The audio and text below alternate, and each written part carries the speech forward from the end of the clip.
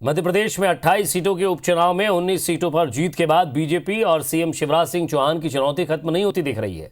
सबसे पहली चुनौती होगी कैबिनेट का विस्तार।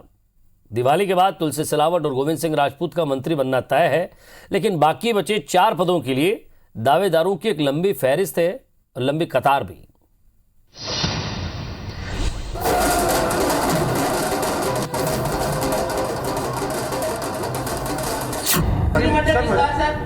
अभी कोई योजना नहीं। 28 विधानसभा सीटों पर हुए उपचुनाव में 3 मंत्रियों की हार के बाद जल्द मंत्रिमंडल विस्तार के कयास लगाए जा रहे थे।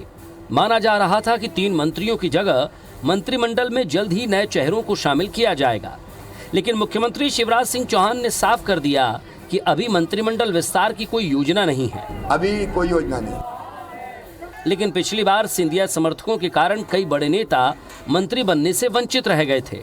इस बार वो पहले से ही संगठन और सीएम पर दबाव बनाने भी लगे हैं। नहीं, बिल्कुल विचार करेंगे और पार्टी में तो ऐसा है नहीं, हमेशा इस बात का विचार होता है कि किनको जिम्मेदारी दी जानी चाहिए, किनको देना है, वो पार्टी विचार करती है उसमें। हम लोगों को जो आदेश पार्टी का मिलता है उसका हम लोग समय समय पर पालन करते हैं, ये हमारी ड्यूटी है। परिणाम देने का काम हमारा है, वो देंगे जहाँ पार्टी ने हमको लगा है उसका परिणाम, पूरी मेहनत लगन ईमानदारी से किया है, उसका परिणाम भी सामने आप देख सकते हैं। सरकार बदलते समय सीएम शिवराज ने अपनी कैबिनेट में कांग्रेस से इस्तीफा देकर आए 22 में से 14 विधायकों को मंत्रिमंडल में शामिल किया था। इसमें क्षेत्रवार प्रतिनिधित्व जैसे समीकरण नहीं थे, लेकिन अब यह दबाव रहेगा। शिवराज का बयान भी इस दबाव को बताने में काफी है कि पार्टी जल्दबाजी में कोई फैसला नहीं लेगी। उपचुनाव के नतीजों के बाद विंध्य और महाकौशल से भी हक की मांग उठने लगी है। ऐसे में सवाल है कि क्या इस बार इन्हें मंत्रिमंडल में जगह मिलेगी।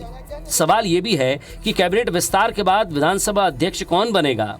चुनाव हारने वाले सिंधिया समर्थकों को भाजपा संगठन में जगह मिलेगी या नहीं।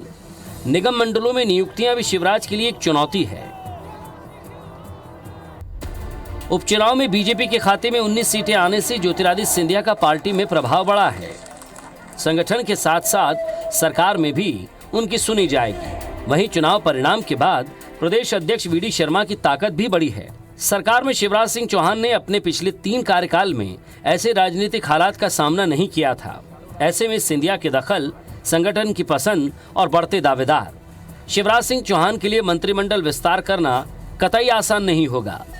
सुधीर दंडोतिया, IBC 24, भोपाल।